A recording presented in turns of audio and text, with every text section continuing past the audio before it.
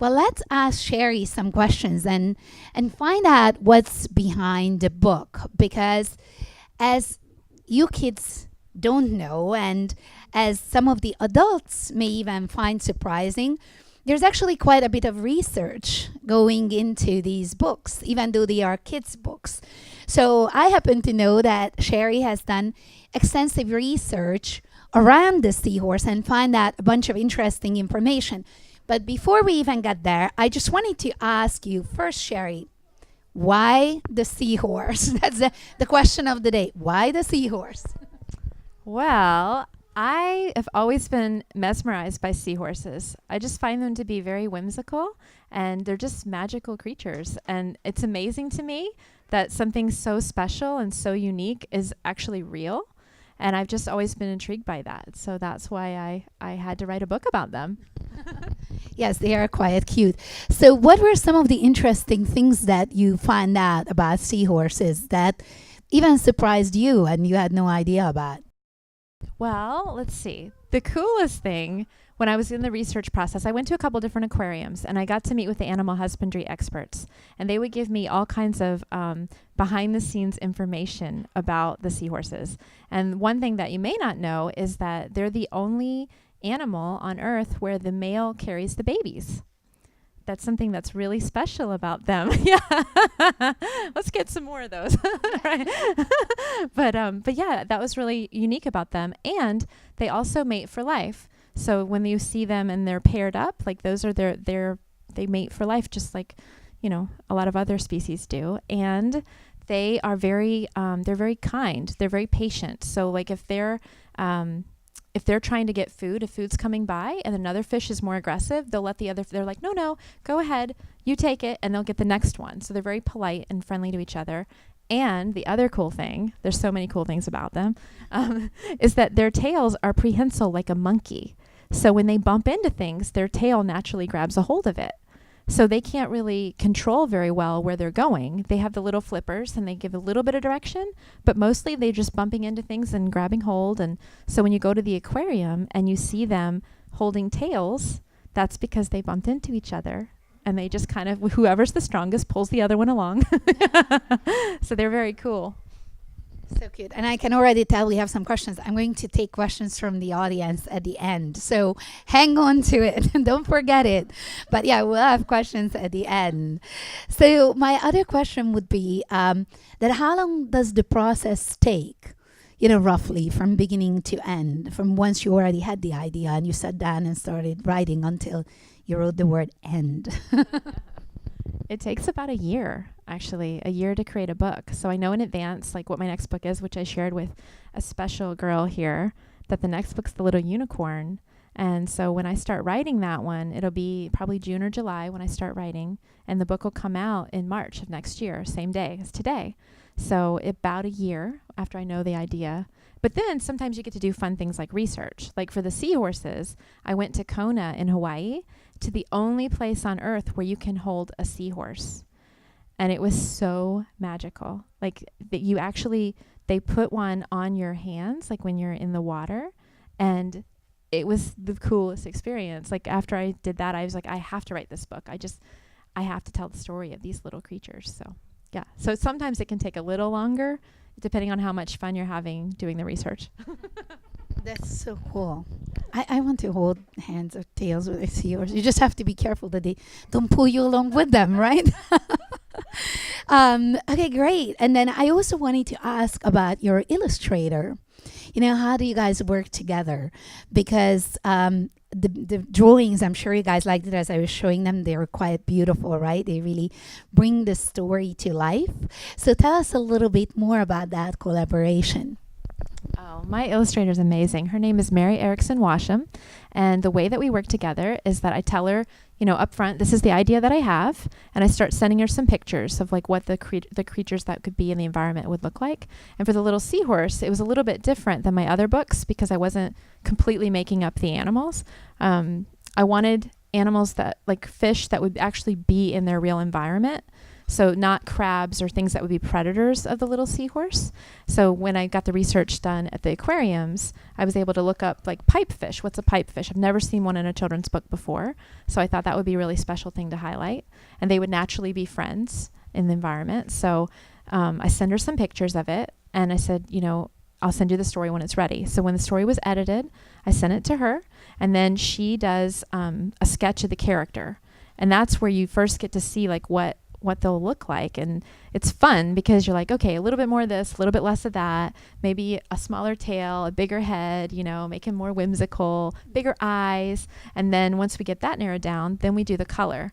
So she will do paintings of the character. And then my thing is always, can the cheeks be blushier? Like, yes, they always blushier after I'm like, can we do this? And we originally had him, he was blue. That was how I had seen him in my head. He was blue. But then when I went to Hawaii to the seahorse farm, I saw this one particular species that was extra special, and they were yellow with little green dots. And I fell in love with them. And I said, there he is. That is the little seahorse. So I just told her I want him to be these colors. And then she does the color of the character. And then she starts doing sketches of the whole book. And then once we approve the sketches, then she does the art, the actual paintings. And then we can do minor adjustments. And then we're good to go. So yeah, it's really easy to work with her. She's amazing, so talented, and just really... It's like we have this unspoken language between us. Like I don't have to say a whole lot. I just say, this is the feel, and here it is, and she gets it. So very happy to work with her. Yeah, that's absolutely awesome. I love the colors. It's so nice. And it's, I guess, easier for her to stand out in the blue water than it would have been for the blue seahorse, but absolutely adorable. So what inspired you now, aside from and beyond this particular book, because you already had so many others, and the little rose and the little gnome and the little firefly, what inspired you to be a writer, and how did it all start? Oh, well, I'm an accidental writer. I actually was in another career for over 12 years, and I didn't love it. And I was going through a difficult time in my life, and I had this idea about a little rose that grows up in a weed bed and thinks that she's the weed. And I didn't know what it was. It just wrote through me, and I grabbed little bits of paper out of my purse, and I wrote it in the car, literally at stoplights, and it was very emotional. And I had a little mini golf pencil. That's all I had in my console, so that's what it was written with. And I put the story, like after it flowed through, I put it away for over a year, had no idea that it was a children's book or even that it would be worthy of being read by anyone. I just didn't know what it was. It never happened before. And so a year later, I had left my corporate job. I went to a conference, had a random conversation where a lady was like asking me about my writing, and she just kept asking. And so I got brave, and I said, you know what? I have this little story. And she said, tell me. And I told her, and she said, you have to do something with that because my grandchildren need that message. And that's when the light bulb went on, and I thought, well, maybe it's a children's book. And of course that idea scared me. I was like, who am I to write books, But who am I not to? So I just pulled it out of the drawer when I got home, and I was really scared. I asked 20 people to read it. 18 of them said, I got goosebumps reading this story. And so I thought, you know what? I'm just going to go for it. I was really excited and scared and just said, I'm just going to do it. So that's that. And then when I had the first book came out, within 2 weeks, it went number 1 on Amazon, and it changed my entire life. And then I thought I was only going to do one book.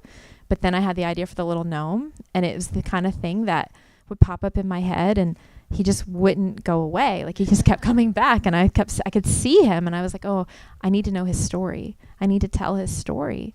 And so and now it's like I know what my books are through 2017.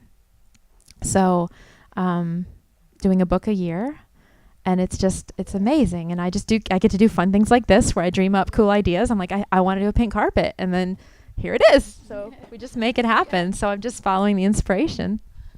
That's so great. That's the idea. And it makes me so happy. That's why I was just so delighted to be part of this, because that's, what I, like to bring to life and hear and see. And I guess that's the best thing you kids can think of, that when you grow up, there's nobody to tell you who you might be. You never know, but you could be a writer or a speaker.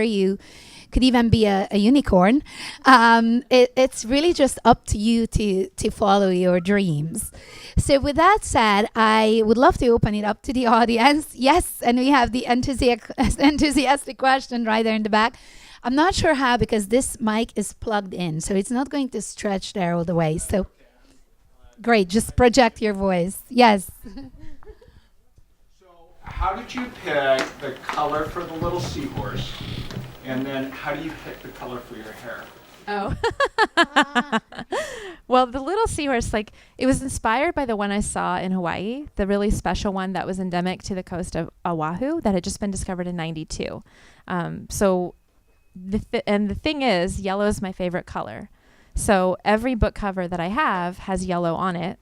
The little rose being the biggest yellow because it's the background color, but it's my favorite. So I feel like it's happy and it's bright and it makes me smile. So I like to see it on there. And then the color of the hair, it's kind of by whim, surprisingly enough, right? I'm pretty whimsical, I hear.